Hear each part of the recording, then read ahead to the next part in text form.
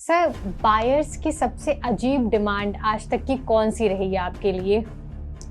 आज तक की सबसे अजीब डिमांड बायर की यही रहती है कि साहब रेट भी मुझे कम दे दो और टाइम भी बहुत ज़्यादा दे दो। सोशल मीडिया पर सर आजकल सबसे ज़्यादा या सबसे बड़ा कौन सा ऐसा झूठ है जो चल रहा है रियल एस्टेट के बारे में?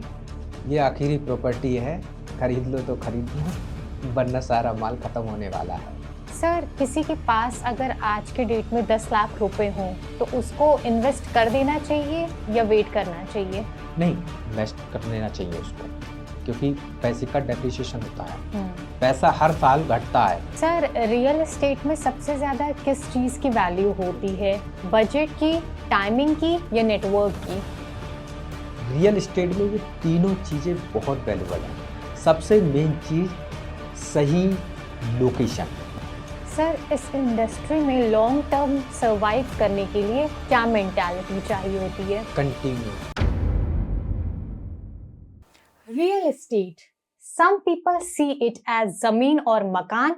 Some see it as big money. And for many, it's still confusing and risky. But what if we understand real estate from A to Z in a simple, honest way? Hello everyone. Welcome back to another episode of our podcast series where we understand money, mindset and meaningful career.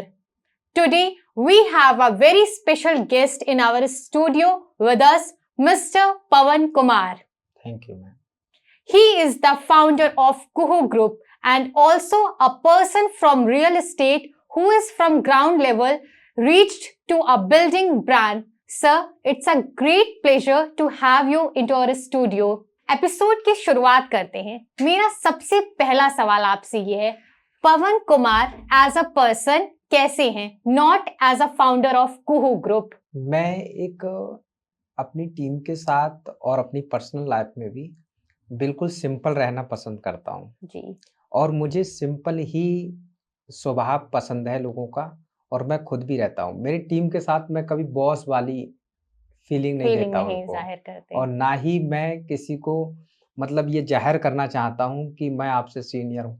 मैं कहता हूँ हाथ से हाथ मिला के, कंधे से कंधा मिला करके साथ चलो और सब लोग मिल के काम करो। इसीलिए जी। मेरी जो टीम है वो एज ए 2-3 लोग ही हैं जो सैलरी पे काम करते हैं। बाकी 17-18 लोगों की टीम है विदाउट सैलरी के काम करती है, केवल कमीशन पे ही मेरे साथ खुश रहती है वो। जी। क्योंकि मैं उनको फ्रीडम फुल देता हूँ। जी। मैं उनके साथ में उस तरीके की, ऐसे ही मुझे अपना स्वभाव इस तरीके का ही मुझे पसंद है। बिल्कुल बड़प्पन है सर आपका। हुँ। रियल एस्टेट में आपकी जर्नी कैसे हुई? इस फील्ड में आना पहले से प्री डिसाइडेड था नहीं, या मैं नहीं? कभी रियल एस्टेट में तो आना चाहता ही नहीं था।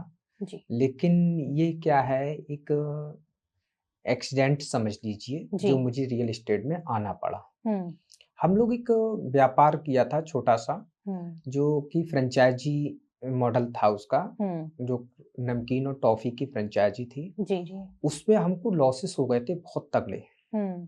बहुत तगड़े लॉसेस हो गए थे, लगभग 20 लाख से ऊपर का कर्ज हो गया था हम पे। जी। वो निकलना हमारे लिए बहुत नामुमकिन था, हम्म। और हमने कभी सोचा भी नहीं था कि 20 लाख रुपए की भी राशि जो है हम लॉस बर्न कर रहे हैं। जब हमने हिसाब-किताब लगाया तो 20 लाख रुपए का उसमें हम पे लॉस था। जी।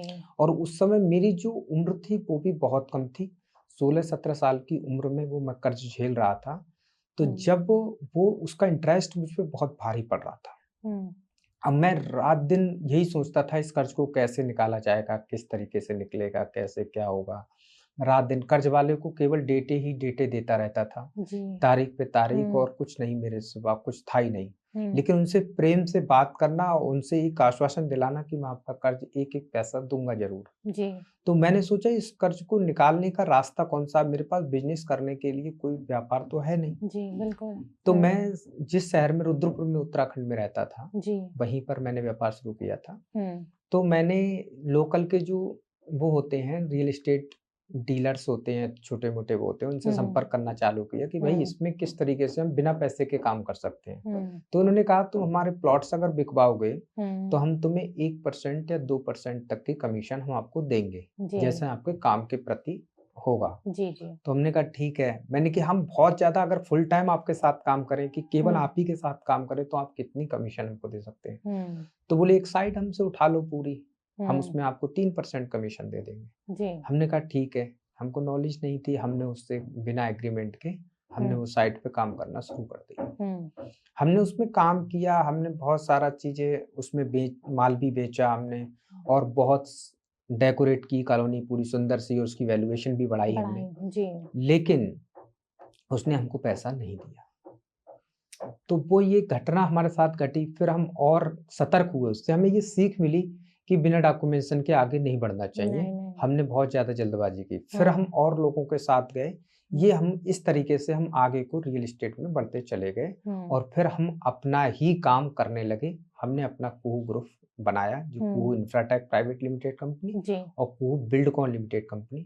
मैं 2 कंपनियों को रन करता हूँ, जो एक इंफ्रास्ट्रक्चर का काम करती है, जो बिल्डिंग्स वगैरह बनाती है, और दूसरा इन्वेस्टमेंट का काम करती है, प्रॉपर्टी खरीद के परचेस करती है। जी सर, जैसे आपने बताया, ये कुछ लोग में ये मिथ्स है या लोग ये समझ नहीं पाते, रियल एस्टेट का मतलब सिर्फ फ्लैट लेना ही होता है या इसके कोई और भी टाइप्स होते हैं? नहीं, रियल एस्टेट का मतलब जो प्रॉपर्टी ऐसा नहीं है फ्लैट्स है। रियल एस्टेट में तो आपके जितना भी यानी कि रियल एस्टेट जो प्रॉपर्टी आपको दिख रही है आंखों से, वो सब रियल एस्टेट है। जो आप आंखों से देख सकते हो प्रॉपर्टी, वो सारी रियल एस्टेट ही है। जैसे कि आप लैंड भी ले सकते हो रियल एस्टेट के अंदर, आप प्रॉपर्टी जो है फ्लैट भी ले सकते हो, फार्म हाउस भी ले सकते हो, विला भी ले सकते हो, और अगर प्रॉपर्टी का एक पार्ट भी ले सकते हो, आपके पास पैसे नहीं है तो वो रीट्स होता है, रीट्स भी ले सकते हो आप। अगर रीट्स भी और किसी कंपनी के, रियल एस्टेट कंपनी के शेयर्स भी ले रहे हो, तब भी आपका रियल एस्टेट इन्वेस्टमेंट है। तो जो रियल एस्टेट है वो आप किसी भी तरीके से उसमें इन्वेस्टमेंट कर सकते हो। फ्लैट तो एक छोटी सी टुकड़ा है, उस रियल एस्टेट का पार्ट है, छोटा सा। फ्लैट्स ही नहीं है, रियल एस्टेट एक बहुत बड़ा सेक्टर है, और इसमें 90% अनऑर्गेनाइज्ड सेक्टर ज्यादा बढ़ा है। जैसे एग्रीकल्चर लैंड जितनी बिकती है, खरीदी जाती है, वो ऑर्गेनाइज्ड नहीं है। प्लॉटिंग भी ज्यादातर अनऑर्गेनाइज्ड तरीके से होती है। अगर हम जाएं टॉप शहरों को छोड़ करके, अगर हम लोअर शहरों में जाते हैं, हम मतलब बिल्कुल जैसे कि शहर कस्बे नहीं, देहात टाइप के जो होते हैं, वहां तो बिल्कुल भी जो हम रियल एस्टेट को जो कर रहे हैं वो अनऑर्गेनाइज तरीके से ही हो रहा है, और सबसे ज्यादा जो काम हो रहा है वो उसी क्षेत्र में भी हो रहा है। तो हो क्या रहा है, तो रियल एस्टेट जो है अभी पूरी तरीके से ऑर्गेनाइज नहीं है। इस तब भी नंबर्स के मामले में भी आज वो पूरे देश का दूसरे नंबर का सेक्टर माना जाता है रियल एस्टेट। जी बिल्कुल सर, मैं बीच में इंटरप्ट एक चीज के लिए करना चाहूंगी। आपने ये जो रीट्स बताया, इसको थोड़ा सा आप एक्सप्लेन करेंगे? रीट्स, हाँ जी, रीट्स के बारे में, जैसे कोई प्लॉट है जी, उसकी कीमत 1 CR है जी। अब 1 CR है, तो 1 CR में क्या है, हमारे पास पैसा नहीं है 1 CR, मेरे पास तो 10 ही लाख हैं जी। तो मैंने उस प्रॉपर्टी के क्या किया, टुकड़े बना दिए। एक 1 CR की प्रॉपर्टी के 100 गज के प्लाट के हमने 100 टुकड़े बना दिए। अब आपके पास 10 लाख है, आपको 10 टुकड़े दे दिए रीट्स के रूप में। दूसरे के पास 15 से सॉरी आपके पास 10 लाख है तो आपको 10 टुकड़े दे दिए। किसी के पास 15 लाख है तो 15 टुकड़े दे दिए। किसी के पास 5 लाख है तो 5 टुकड़े दे दिए। इस तरीके से अब उसकी जो वैल्यू बढ़ेगी, जो एक 1 CR का जो प्लॉट था या फ्लैट था, उसकी कीमत जो है 2 CR हो गई, तो मेरे जो 10 लाख लगे हुए तो मेरे जो है 20 लाख हो जाएंगे। इस तरीके से रीट्स में काम किया जाता है। सर, आज का जमाना स्टॉक्स और क्रिप्टो का हो रहा है, चल रहा है, बट इसके कंपैरिजन में आज भी रियल एस्टेट पे ट्रस्ट लोगों का ज्यादा है इन कंपैरिजन टू स्टॉक्स और क्रिप्टो। क्या ये वाकई सच बात है? नहीं, एक्चुअल में है क्या, देखो हर चीज का बेस होता है।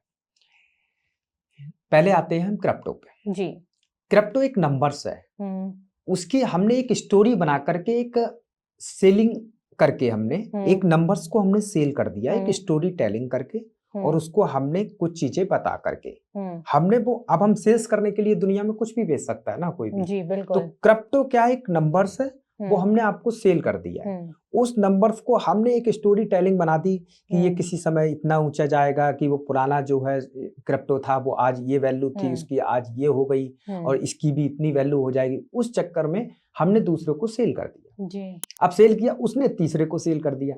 जैसे ही उस पे सेलिंग ज्यादा आई वैसे ही उसकी वैल्यू बढ़ गई। लेकिन क्रिप्टो में आपको मिला नंबर ही जी, और तो कुछ नहीं मिला ना। क्रिप्टो के साथ में ना कोई पीछे से गोल्ड मिला, ना आपको कुछ भी मिला। वो एक आप समझ लो क्रिप्टो चैन है, एक वो चल रही है, एक के साथ में दूसरे को दे दी, दूसरे के साथ में तीसरे को दे दी। अगर उसका बायर खत्म हो जाए फिर उसकी वैल्यू क्या होगी? जीरो। कर क्या सकते हो उसमें? कुछ भी नहीं कर सकते ना। अब आती है स्टॉक मार्केट। स्टॉक मार्केट होती है एक वैल्यूएशन है। मतलब अभी लेंसकार्ट का जो है आईपीओ आया था, 70,000 करोड़ रुपए का आईपीओ आया, इसमें 7,000 करोड़ रुपए फंडिंग उठाई। होता क्या है, जैसे कि उसकी एक जो स्टॉक मार्केट की हम लोग फेयर वैल्यू नहीं निकाल पाते, एक पीई रेशियो होता है इसमें। ये जो बहुत बड़ी वैल्यूएशन पे हमको दे दिया जाता है कि 500 गुना तक का हमको पीई दिया जा रहा है, 500 गुना तक। मतलब जो 1 रुपए वैल्यू है तो 500 रुपए में भी दी जा रही है। अभी पीयूष बंसल जी ने क्या किया था, 52 रुपए का स्टॉक्स खरीदा था, बाद में जाकर के 452 रुपए का इन्वेस्टरों को बेच दिया, पब्लिक को बेच दिया 52 रुपए में खरीद के। तो क्या है, ये हाई वैल्यू पे 10 गुने पे पहले ही बेच दिया। तो चीज जो है उसकी वैल्यूएशन जो है हाई जा रही है। तो अब क्या है, वो 5 साल के आगे का जो वैल्यू ले लिए तो 5 साल के बाद तो ही वो शेयर की वैल्यू पहुंचेगी जी, बिल्कुल। अब आता है वो फाउंडर के ऊपर डिपेंड करता है। अब क्रिप्टो हो गया, स्टॉक मार्केट हो गया, अब आती है रियल एस्टेट। रियल एस्टेट में अगर हमको एक तो कुछ मिला, केवल नंबर्स नहीं मिला, उसके साथ में हमको डॉक्यूमेंट्स मिले और एक जगह मिली, हमको एक प्रॉपर्टी मिली। उस प्रॉपर्टी के अंदर कर क्या सकते हैं, दुकान खोल सकते हैं, उसके अंदर फ्लैट्स बना सकते हैं, उसके अंदर रेंट पे दे सकते हैं, हम उसमें रोजगार कोई भी खोल सकते हैं। इसलिए रियल एस्टेट पे लोगों को ट्रस्ट ज्यादा है। उसमें डुअल अर्निंग भी हो सकती है, मतलब कि रेंटल इनकम भी आ सकती है। दूसरी चीज, वो चीज दिख रही है और लोगों को दिखने वाली चीज बहुत ज्यादा पसंद होती है। लोगों को दिखावा आजकल बहुत ज्यादा पसंद है। और रियल एस्टेट क्या है, एक वेस है, वो चीज दिख रही है सामने, मेरी प्रॉपर्टी पड़ी है, लोगों को दिखाते हैं कि ये मेरा प्लॉट्स पड़ा है, मैंने इतने का लिया था, आज इतने का हो गया मेरा, पहले मैंने 5 लाख में खरीदा था, आज की वैल्यू 20 लाख रुपए की हो गई। इसलिए रियल एस्टेट जो है ट्रस्टेबल सेक्टर माना जाता है। हम एक तरीके से ये भी कह सकते हैं कि शो ऑफ के लिए भी इस पे ज्यादा ट्रस्ट बना हुआ है, शो ऑफ के लिए भी है। दूसरी चीज, रियल एस्टेट में वास्तव में चीज मिल रही है हमको देखने को, हम उसमें कुछ कर भी सकते हैं। अच्छा, एक रियल एस्टेट का कोई बायर नहीं है, हम उसमें कुछ बना करके रेंटेबल दे सकते हैं, हम अपना रोजगार कर सकते हैं जी। स्टॉक का कोई बायर नहीं मिला, क्या करेंगे हम? बिल्कुल, कोई वैल्यू नहीं, फिर तो रह गई, फिर जीरो हो जाते हैं। बिल्कुल। हाँ सर, रियल एस्टेट में सबसे ज्यादा किस चीज की वैल्यू होती है, बजट की, टाइमिंग की या नेटवर्क की? रियल एस्टेट में ये तीनों चीजें बहुत वैल्यूबल हैं। सबसे मेन चीज सही लोकेशन, मेन चीज। अब सही लोकेशन क्या हो सकती है? सही लोकेशन वो हो सकती है जिधर को शहर एक्सपेंड कर रहा है, उसके जैसे टियर 3, टियर 2, टियर 1 शहर होते हैं, तो उसकी एक दूरी, एक मानक होता है। जैसे टियर 1 शहर है तो हम शहर से 50 किलोमीटर जिधर को शहर एक्सपेंड कर रहा है वहां तक भी प्रॉपर्टी खरीद लेंगे तो वो एक दिन बेस्ट लोकेशन बन जाएगी। क्योंकि शहर बहुत तेजी से, नवी मुंबई जैसे हुआ था और अपना गुड़गांव हुआ था, अपना अब जेवर पे हो रहा है। इस तरीके से 50 किलोमीटर की दूरी पर भी अब ये जहाँ हम गाजियाबाद में बैठे हैं यहाँ पर भी देखो। तो कहने का मतलब, अब टियर 2 में आता है तो 20 किलोमीटर की दूरी पर भी हम इन्वेस्टमेंट करते हैं जिधर को शहर एक्सपेंड करता है, तो वो भी बेस्ट लोकेशन मानी जाती है जी। तीसरी चीज क्या होती है, तीसरी टियर 3 में आता है तो 10 किलोमीटर तक की दूरी पे हम जो है इन्वेस्टमेंट कर सकते हैं। एक तो ये लोकेशन। दूसरी चीज, कोई बड़ा हॉस्पिटल आ रहा है, कोई मेडिकल कॉलेज आ रहा है, या फिर कोई स्टेडियम आ रहा है, या कोई मेट्रो आ रही है, या कोई एयरपोर्ट आ रहा है, ये भी बेस्ट लोकेशन मानी जाती है। इसकी हमको डाटा होना चाहिए कि ये बहुत समय, मतलब ये 4 साल बाद या 3 साल बाद ये चीज यहाँ पर आने वाली है, तो हमने वो प्रॉपर्टी वहां पर परचेज कर ली तो वो वैल्यू हो गई। बिल्कुल बेस्ट लोकेशन।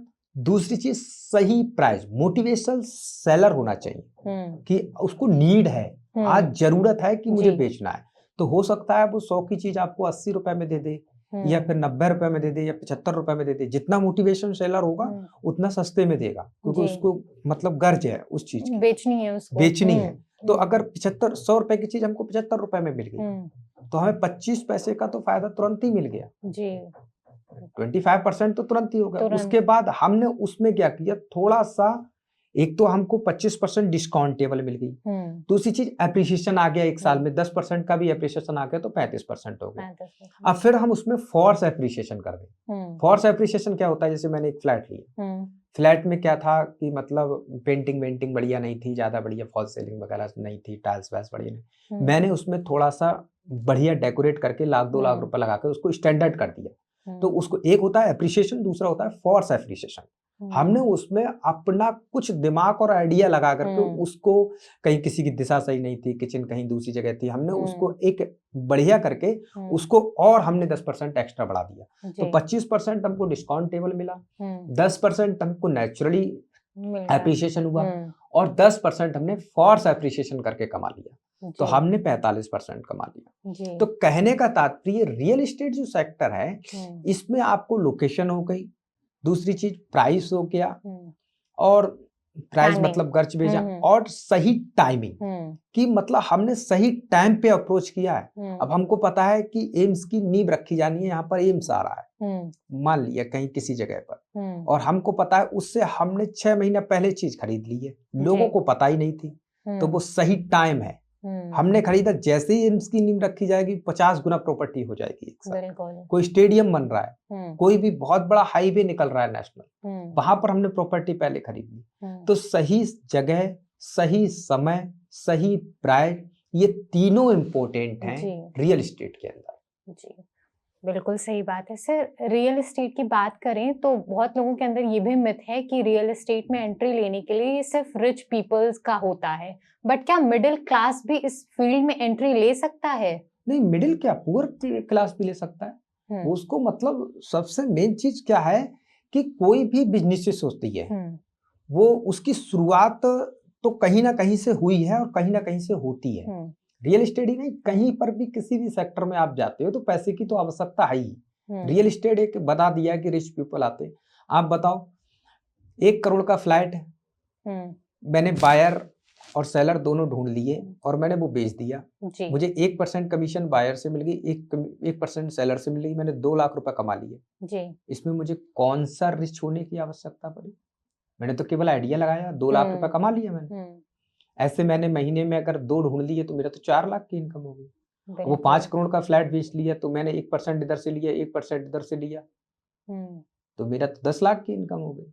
तो इसमें मैंने कौन सा जो है वो लगाया। लेकिन ना, आप जिस लेवल की कैटेगरी में उस लेवल से शुरुआत कीजिए। आप जी, अभी आपके पास पैसा नहीं है तो आप डीलर बन जाइए, ऑफिस बनाने के लिए पैसे नहीं है तो किसी ऑफिस वाले के चैनल पार्टनर बन जाइए जी। तो आपको मतलब जो है कि जिस लेवल पे हो उस लेवल से शुरुआत करना पड़ेगी।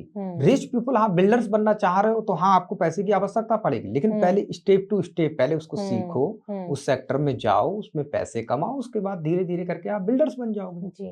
बिल्कुल, छोटे छोटे स्टेप, सीढ़ियां चढ़ चढ़ के हम उस लेवल तक पहुंच जाएंगे। वो हमारे अपने काम करने की क्षमताएं होती हैं, हम किस उस लेवल तक पहुंचने के लिए हमको कितना टाइम लगता है जी। बिल्कुल सर, कोई अगर यंग पर्सन हो और वो इस फील्ड को अपना कैरियर एज अडॉप्ट करना चाहता हो सर, तो उनको क्या स्किल्स अपने अंदर रखनी चाहिए? कम्युनिकेशन स्किल सबसे मेन चीज। दूसरी चीज डाटा होना चाहिए उनके पास। जिसके पास डाटा नहीं है तो वो रियल एस्टेट ही नहीं, दुनिया का कोई बिजनेस नहीं कर सकता।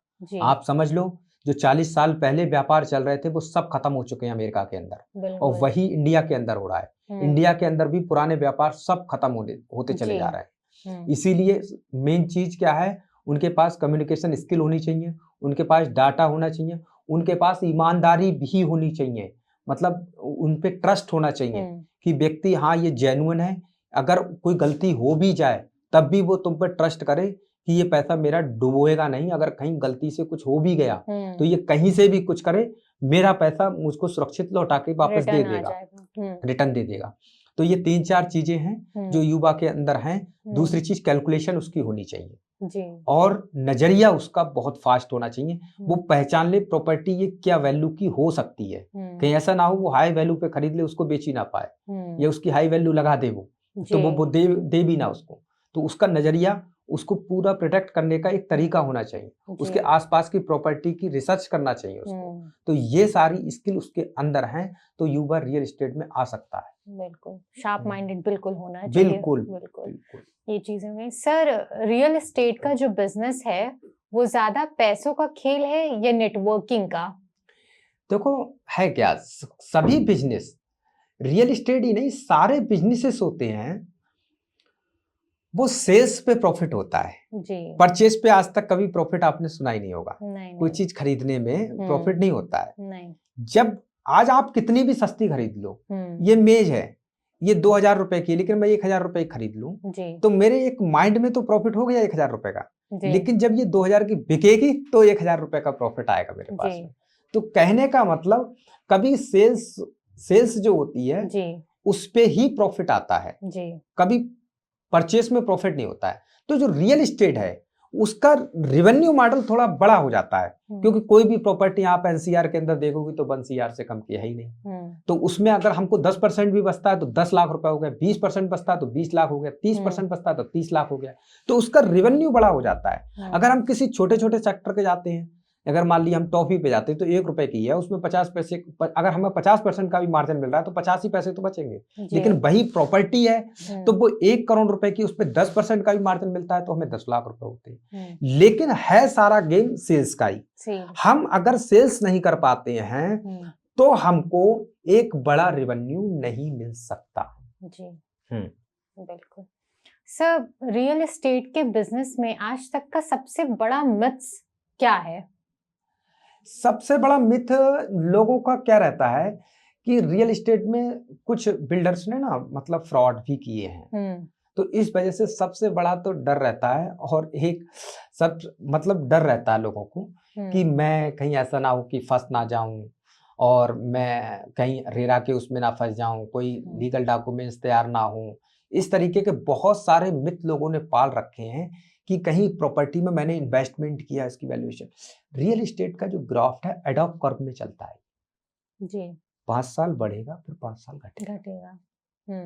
तो आपको कंटिन्यू इन्वेस्टमेंट करना पड़ेगा, ना कि आपने घटते हुए पे अगर इन्वेस्टमेंट कर दिया। अगर ऊपर पीक पे प्रॉपर्टी है और आपने घटते हुए पे प्रॉपर्टी कर दिया, और तो आपकी वैल्यू घट जाएगी, आपका मोटिवेशन गिर जाएगा। लेकिन आपने एक प्रॉपर्टी पीक पे खरीदी है और एक बिल्कुल डाउन पे खरीदी है एडॉप कर्व में, जब जैसे ही पीक पे जाएगी तो वैसे ही आपको वो एडॉप कर्व बना करके यू बना देगी। वो प्रॉपर्टी आपकी यू, और हो सकता है कभी कभी वी बना दे, क्योंकि वी जो बनती है, वी बनती है तो सबसे पहले ऊपर वाले पॉइंट में, फिर सबसे नीचे पॉइंट पे जब वहां पहुंचती है तो प्रॉपर्टी प्रॉफिट देके जाती है। फिर वो वी जो है वो यस में बदल जाती है जी। यस का जो डायरेक्शन होता है वो नीचे पॉइंट से लेके जब ऐसे जाता है तो सीधे हो जाता है जी। तो जो ऊपर वाली खरीदी थी वो भी प्रॉफिट में आ जाती है, जो नीचे खरीदी थी वो भी प्रॉफिट में, और जो सीधी चली जाती है तो वो प्रॉफिट में जी। अब लोगों का मिथ क्या है कि मैंने कहीं प्रॉपर्टी खरीद ली, अब पता नहीं इसमें डाउनफॉल आएगा। वो तो आना ही है, ये तो पाल के रखो कि ये तो आना ही आना है, लेकिन मुझको ये डाउनफॉल झेलने की क्षमता है। अगर आपके अंदर 10 साल झेलने की क्षमता है प्रॉपर्टी को, तो मैं गारंटी देता हूं कोई भी प्रॉपर्टी आपको लॉस नहीं देगी। बिल्कुल पेशेंस रख ले, वो पेशेंस, हाँ 10 साल का पेशेंस है तो कोई भी प्रॉपर्टी उसको लॉस नहीं दे सकती। सर, रियल एस्टेट में आज के टाइम पे रेसिडेंशियल प्रॉपर्टी या कॉमर्शियल प्रॉपर्टी, इन दोनों में से बेटर कौन सी प्रॉपर्टी है? वो मैंने बताया ना कि सही प्राइस पे हमें कौन सी मिल रही है। कॉमर्शियल प्रॉपर्टी थोड़ा वैल्यू के हिसाब से मानते हैं तो ज्यादा रिटर्न देती है, उनका रेंटेबल इनकम भी अच्छी होती है और थोड़ा एज ए रिटर्न के हिसाब से भी अच्छा माना जाता है, लेकिन उनकी जो है कॉस्ट भी कुछ ज्यादा होती है कॉमर्शियल प्रॉपर्टी की। तो लोग रेजिडेंशियल में जाते हैं, वो अपने बजट के हिसाब से, अपनी चॉइस के हिसाब से आप सेलेक्ट कर सकते हो, लेकिन दोनों प्रॉपर्टी अच्छी है। सर, गवर्नमेंट पॉलिसीज और रूल्स ये रियल एस्टेट को कैसे इम्पैक्ट करते हैं? गवर्नमेंट पॉलिसी, हाँ ये बहुत बड़ा ये है, क्योंकि इस सेक्टर में ना एक्चुअल में ये मैंने पहले ही बताया कि अनऑर्गेनाइज ज्यादा है ये। जी। तो गवर्नमेंट की भी इस पे नजर है कि हम्म। इसको पूरी तरीके से ऑर्गेनाइज करा जाए। जिस जी सेक्टर जी। में इनकम अच्छी होती है ना, उसमें फिर सबकी ही नजर हो जाती है। बिल्कुल। तो गवर्नमेंट की जो नजर है कि इससे भी पैसा अब निकाला जाए। तो कभी कभी क्या होता है, जैसे रजिस्ट्रियों पे रोक लगा दी। अभी उत्तराखंड में देखो, एक गवर्नमेंट रूल है जी। 299 यार्ड से आप ज्यादा प्रॉपर्टी नहीं खरीद सकते अगर आप उत्तराखंड से बाहर के हैं तो। जी। अब ये गवर्नमेंट पॉलिसी किसके लिए नुकसानदायक है? बिल्डर्स के लिए बिल्डर्स के नुकसानदायक, लिए। कस्टमर के लिए भी नुकसानदायक, सभी के लिए। मैं इन्वेस्टमेंट करना चाहता हूँ, वहाँ फार्म हाउस लेना चाहता हूँ, 1000 गज का ले ही नहीं पाऊंगा। दूसरा चीज, सरकार के लिए भी नुकसानदायक है, क्योंकि बड़ा इन्वेस्टर आ ही नहीं पाएगा वहां पर। लेकिन क्या है कि ये वोट बैंक के हिसाब से चीजें चलती हैं भाई, कि वहां पर जो उनका लोकल पहाड़ी बेल्ट है उसको मतलब खुश रखने के लिए चीजें करी जा रही है। तो ये अजीब अजीब जो है रूल्सों के हिसाब से भी चीजें गड़बड़ होती चली जाती हैं। तो कहने का मतलब गवर्नमेंट की जो पॉलिसियां हैं वो कभी कभी बिल्डर्स के लिए, कस्टमर के लिए, इन्वेस्टर के लिए, सभी के लिए नुकसानदायक हो जाती हैं। और लेकिन हाँ, गवर्नमेंट पॉलिसियों से कभी कभी फायदा भी हो जाता है। जैसे रेरा बनाया, जो रेरा बनाया है, इससे क्या हुआ कि अब बिल्डर्स जो आपके साथ में केएलपीडी नहीं कर सकता, आपके साथ फ्रॉड नहीं कर सकता। अब उसने उसकी प्रॉपर्टी मॉर्गेज हो जाती है, उसकी एफडीज मॉर्गेज हो जाती है। अब वो काम करेगा, जो कमिटमेंट कर दिया वो करके देगा आपको। सीवर लाइन डाल के देगा, सीवर टैंक बना के देगा आपको, बाउंड्री वॉल बना के देगा, लाइट लगा के देगा, फ्लाइट कंप्लीट करके देगा। जो टाइमलाइन दी है वो टाइमलाइन पे देगा, क्योंकि उसकी चीजें 10% प्रॉपर्टी उसकी मॉर्गेज है, वो छूटेगी नहीं। तो कुछ जो गवर्नमेंट टूल है उससे फायदे। जी, ये केएलपीडी को थोड़ा सा एक्सप्लेन करेंगे आप सर? हाँ, मतलब कि जो कमिटमेंट किया जी, उसको पूरा नहीं किया उसने। केएलपीडी का मतलब कमिटमेंट जो कर रहा है कि मैं मुझे क्या करना है कि मैंने ये फ्लैट खरीद लिया जी, इसमें मैंने कहा था आपसे टाइल्स लगा के दूंगा, आपको पूरा कमिटमेंट पूरा कर दिया। इसके बाहर मैं आपको गार्डन पूरा सजा के दूंगा, गार्डन भी वीआईपी बना के दूंगा, गेटेड सोसाइटी बना के दूंगा, पार्क में झूले वूले लगा के दूंगा। ये सब चीजें मैंने उसके अंदर लिखी। अब उसने नहीं किया तो आप रेरा में चले जाओ, वहां पर आप केएलपीडी की फाइल करके आप रेरा में जा करके उसके लिए एक शिकायत करके अपना या तो मुआवजा ले लोगे उससे, या फिर उस बिल्डर को पूरा करके देना पड़ेगा। जी, ठीक है। सर, आपको क्या लगता है इंडिया में रियल एस्टेट के प्राइसेस आज भी ओवर हाइप्ड हैं या आज भी अभी पोटेंशियल बाकी है? नहीं, रियल एस्टेट प्रॉपर्टी एक ऐसी चीज है, रियल एस्टेट प्रॉपर्टी, इसको कभी बढ़ाया नहीं जा सकता है। एक दूसरे के हाथों से केवल ट्रांजैक्शंस हो रहे हैं। वो पृथ्वी पर निश्चित है, पृथ्वी पर प्रॉपर्टी निश्चित है, इसको कभी बढ़ाया नहीं जा सकता। तो एक दूसरे से ट्रांजैक्शंस हो रहे हैं और अभी वैल्यू कोई बहुत ज्यादा हाई नहीं है। जनसंख्या के हिसाब से बहुत ज्यादा मतलब ठीक ठाक रेट है, न ज्यादा हाई वैल्यू है न ज्यादा चीज है। बस हम प्रॉपर्टी सिलेक्शन क्या कर रहे हैं, बस ये हमको देखना होना चाहिए। ऐसा तो नहीं हम रेगिस्तान में जाकर के कोई प्रॉपर्टी खरीद ली, हम कहें कि बहुत अच्छा का कहता रेट मिल गया हमको, या सहारा के जंगलों में हमने जाकर के प्रॉपर्टी खरीद ली, हमको बहुत अच्छा 2 लाख रुपए की एकड़ की प्रॉपर्टी मिल गई। तो वहां क्या कर सकते हो आप? सोलर पैनल लगा सकते हो और क्या करोगे? हाँ, अब हम एनसीआर के किसी भी कोने पे हम खरीद लेंगे तो प्रॉपर्टी के रेट बढ़ेंगे ही बढ़ेंगे। अब वो तो हमारी सिलेक्शन के ऊपर है, हम कहाँ कर रहे हैं। या कहीं समुद्र के किनारे हमने खरीद ली बहुत सारी प्रॉपर्टी है, उसको हम पड़े रहे देखे रहे, तो प्रॉपर्टी वो प्राइस मैटर नहीं लगता, वैल्यूएशन उस जगह पे जिस प्राइस में 2 लाख रुपए एकड़ की भी प्रॉपर्टी इंडिया के अंदर है जी, और 2 करोड़ रुपए गज की भी प्रॉपर्टी इंडिया के अंदर है। तो प्राइस मैटर नहीं, वैल्यूएशन क्या है, हमको मिल क्या रहा है। मैं अगर 10 लाख रुपए दे रहा हूं तो मुझे मिल क्या रहा है। 10 लाख रुपए अगर मैं दे रहा हूं तो 10 लाख के बदले में मुझको अगर 11 लाख की चीज मिल रही है तो वैल्यूएशन है। 9 लाख की चीज मिल रही है तब भी ठीक है। कहीं मुझे ऐसा तो नहीं है 5 लाख की चीज मिल रही है, तब तो भाई प्रॉपर्टी हमको मतलब हाई वैल्यू पे मिली गई, हाई वैल्यू पे मिल गई, फिर हम क्या कर सकते हैं उसमें। कहीं राजस्थान के उसमें ले ली हमने जाकर के, तो हम पर क्या होगा। या फिर कहीं रेगिस्तान पूरा पड़ा हुआ है, सहारा का प्रॉपर्टी जहां हम लगा सकते हैं सौर पैनल, वहां हमने प्रॉपर्टी खरीदी, तो उसकी वैल्यू क्या है, वो नहीं बढ़ेगी। नहीं बढ़ेगी। एक मेरा फ्रेंड्स था, उसने कहा था मुझसे कि एक प्रॉपर्टी मिल रही है, जी। 3 लाख रुपए एकड़ की प्रॉपर्टी है, हम्म। ले लेते हैं मिलके। तो मैंने कितनी प्रॉपर्टी है? बोले प्रॉपर्टी तो बहुत है, 200-250 एकड़ है जी। और 8-9 करोड़ रुपए की प्रॉपर्टी है, 4-5 लोग मिलके ले लेते हैं। मैंने कहा ठीक है, प्रॉपर्टी कहाँ पर है? तो उसने बताया गुजरात के कच्छ क्षेत्र में है। तो मैंने कि क्या करोगे उसका? तो बोले यार वो लोग ले रहे हैं वहां पर। मैंने वो क्यों ले रहे हैं आपको पता है? वहां पर गौतम अडानी खरीद रहा है, मुकेश अंबानी खरीद रहा है। वो क्यों खरीद रहा है? वो इसलिए खरीद रहा है, उसको सोलर प्लांट लगाना है वहां पर, बड़े बड़े सोलर पैनल्स लगा लगा करके वो इसलिए खरीद रहे हैं। हमें क्या करना है? हम वहां हाउसेस नहीं बना सकते, वहां गर्मी बहुत पड़ रही है, सूर्य की किरण बहुत है। दूसरी चीज वहां पर पब्लिक नहीं है अभी। तो फिर तो ऐसी लोगों का अब वो वहां जो ले लेगा वो फंस जाएगा। बिल्कुल। सर, आप कुहू ग्रुप के फाउंडर भी रहे हैं। What is the story behind keeping this name Kuhu? आपने क्या सोच के नाम रखा अपने इस फाउंडर का? एक्चुअली मेरी बेटी का नाम है कुहू जी। दूसरी चीज कुहू जो होती है बड़ी कोमल एक लैंग्वेज को कुहू कहते हैं, क्योंकि ये जो कुहू जो लिया गया है वो कोयल की आवाज के लिए कुहू कहते हैं। हाँ, तो इसलिए मैंने कहा हमारे पूरे ग्रुप के अंदर कोमलता रहेगी। हम बिल्कुल हार्डनेस को खत्म करके हम इसको कोमलता के साथ में हमने पूरी अपनी जो टीम भी बनाई है, बिल्कुल कोमल टीम बनाई है। बिल्कुल झगड़ालू लोग नहीं है, ना किसी से झगड़ा करते हैं, बड़े प्यार से चीजों को निकाल लेते हैं। इस तरीके से हमारा एम था कि रियल एस्टेट सेक्टर में ज्यादातर दबंग प्रवृत्ति के लोग ज्यादा आते हैं और उनको माना जाता है बहुत दबंग, लेकिन हम ये एक बिल्कुल सॉफ्ट लेके आएंगे कुहू को, इसलिए हमने इसका नाम हमने कुहू रखा। कितना हार्टफेल्ट और मीनिंगफुल था ये नाम की कहानी।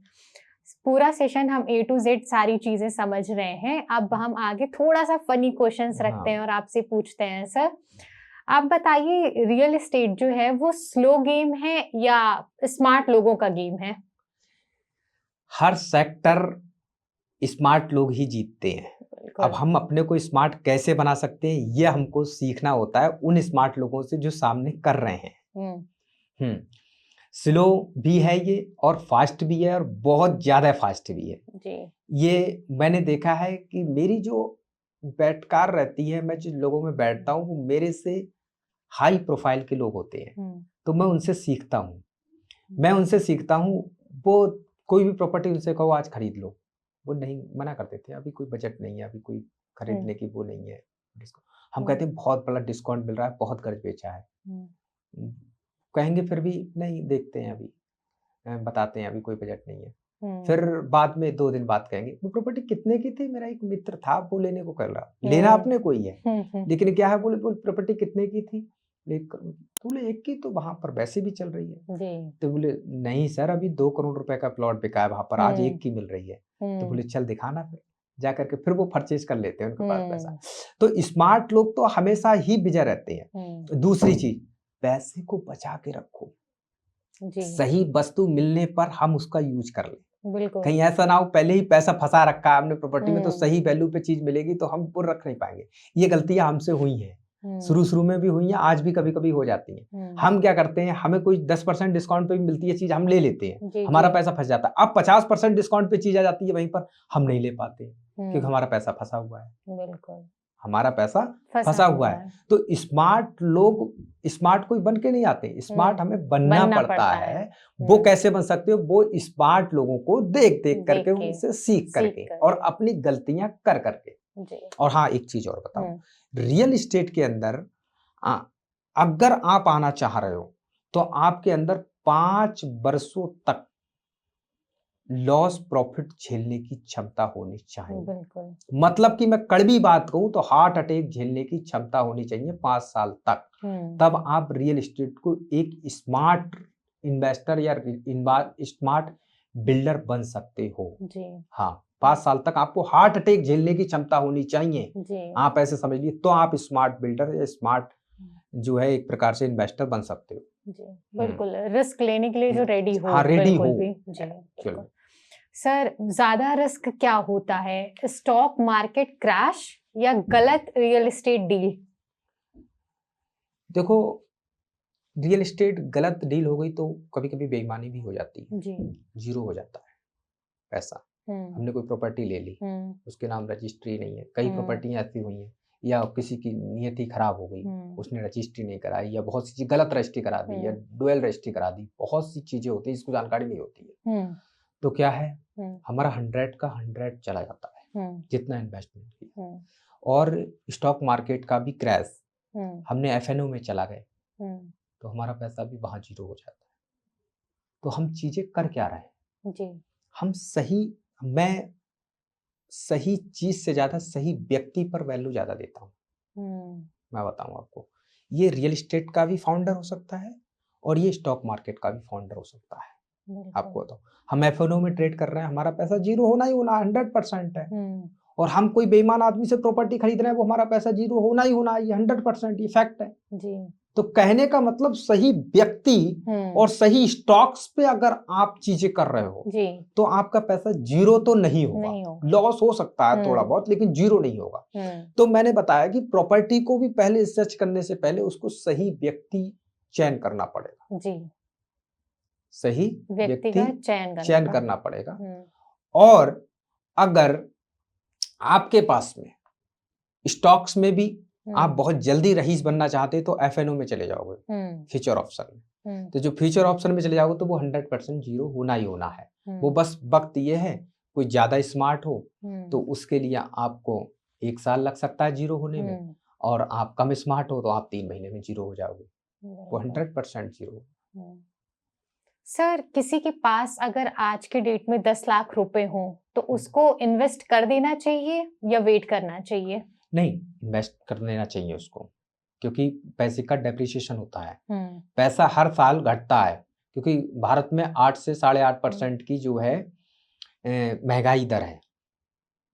जब महंगाई दर, तो हमारा जो 10 रुपए था उसमें 8 रुपए कम हो जाए, सॉरी 80 पैसे कम हो जाएंगे। हमारा 10 लाख रुपए था उसमें 80,000 रुपए कम हो जाएंगे। और प्रॉपर्टी की जो एवरेज जो वो होती है वो 10 से 12% होती है। तो हमने कोई प्रॉपर्टी खरीदी, एक तो महंगाई दर 10-12% जो है उसका फायदा मिला, तो वो हमारा जो पैसा था 10 लाख का वो अगली साल को 11 लाख की वैल्यू बन जाएगी। तो इन्वेस्टमेंट तो करना चाहिए, लेकिन हाँ इतनी जल्दी भी नहीं करना चाहिए कि उसकी वैल्यू, मैंने सबसे पहले ही बताया कि वैल्यू फॉर मनी चीज को खरीदना चाहिए। 10 लाख की चीज है तो हमको, अगर 9 लाख की चीज 10 में खरीद रहे हो कोई दिक्कत नहीं, वो लाख 1-2 साल में हो जाएगा ठीक ठाक, 6-7-8 महीने 10 महीने में हो जाएगा। लेकिन ऐसा ना हो 5 लाख की चीज 10 लाख में खरीद लो। अगर हमको 10 लाख की 11 लाख की चीज अगर 10 लाख में मिल रही तो तुरंत ही खरीद लेना चाहिए, उसमें वेट नहीं करना चाहिए। जी बिल्कुल। सोशल मीडिया पर सर आजकल सबसे ज्यादा या सबसे बड़ा कौन सा ऐसा झूठ है जो चल रहा है रियल एस्टेट के बारे में? ये आखिरी प्रॉपर्टी है, खरीद लो तो खरीद लो वरना सारा माल खत्म होने वाला है। ये सबसे ज्यादा तो झूठ बोलते हैं बिल्डर्स जी। हाँ, कि ये आखिरा प्लॉट्स बचा है, आप जल्दी से जल्दी खरीद लो। दूसरा चीज, सोशल मीडिया पे बिल्डरों को जो स्टॉक मार्केट वाले ज्यादा वो कर रहे हैं, इसलिए कि प्रॉपर्टी आती तो अपनी मर्जी से है लेकिन जाती दूसरे की मर्जी से है। अरे भाई, आती जब अपनी मर्जी से है तो जाएगी भी, क्योंकि बायर सेलर तो हम ही आप हैं जी बिल्कुल। अगर मैं अपनी प्रॉपर्टी बेचूंगा तभी तो वो बिकेगी।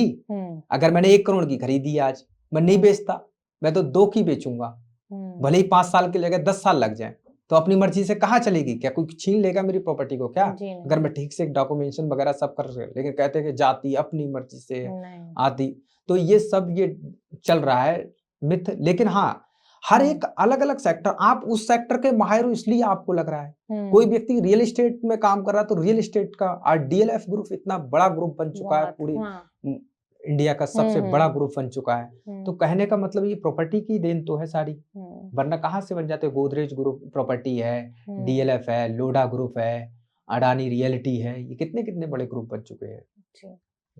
सर, घर खरीदना ज्यादा इमोशनल डिसीजन है या लॉजिकल? देखो, मेरी समझ से तो आपको अपना डिसीजन खुद पे ही डिपेंड करना चाहिए। सोशल मीडिया पे चलता है कि घर खरीदना एक नुकसान की सौदा है कि घर को, लेकिन ना, देखो ये क्या है, कभी कभी चीजें जिंदगी में जीने के लिए भी होती है, कभी कभी इन्वेस्टमेंट करने के लिए भी होती है चीजें। हमको रियल एस्टेट सेक्टर जो बढ़ रहा है वो घर खरीदने वालों की वजह से ही बढ़ रहा है। अगर कोई घर खरीदेगा ही नहीं तो फिर लोग कैसे लेंगे? लेकिन हमारा पर्पज क्या है? हम घर खरीद क्यों रहे हैं? ऐसा तो नहीं है कि हम ओवरलैपिंग में जा रहे हैं कि पड़ोसी ने घर खरीदा 1 करोड़ रुपए का, मेरे पास 50 लाख रुपए, मैं भी 1 करोड़ के घर की सोच रहा हूँ। ये थिंकिंग गलत है। अगर आपके पास 50 लाख हैं तो 25 लाख रुपए का घर खरीद लो और 25 लाख रुपए का एक प्लॉट्स बगल में लेके डाल दो। तो मुझे लगता है कि वो प्लॉट्स बेच करके 50 लाख रुपए आपका फिर से खड़ा हो जाएगा अगर 4 से 5 साल बाद। तो कहने का मतलब आपका पैसा लूज नहीं हुआ वो। जी। लेकिन आपने क्या किया, आपके पास 50 लाख है, 50 लाख का लोन निकाल करके फिर घर खरीद लिया। ये आपका कभी कभी नुकसान की सौदा बन सकती है। बल्कि हाँ, मैं एक सलाह और देता हूँ, अगर आपके पास 50 लाख है तो आप 3 साल बाद घर खरीद लेना। 50 लाख रुपए वो और 50 लाख का लोन करा के आप 1 करोड़ का प्लॉट खरीद लो 2। जी। वो बन जाएंगे 2 करोड़ के। आपका 5 साल में जो लोन रह जाएगा वो 50 लाख रह जाएगा, वो 25 लाख। तो आपकी वैल्यू हो जाएगी 2 करोड़ 2 करोड़ की। अब आप एक प्लॉट बेचो 1 करोड़ का और उस जो प्लॉट दूसरा बना था उसमें घर बना लो। बिल्कुल। हाँ, तो आपकी वैल्यू इंक्रीज होती रहेगी। अब जो पैसा और बचे उसको फिर प्रॉपर्टी में इन्वेस्टमेंट करो। जी।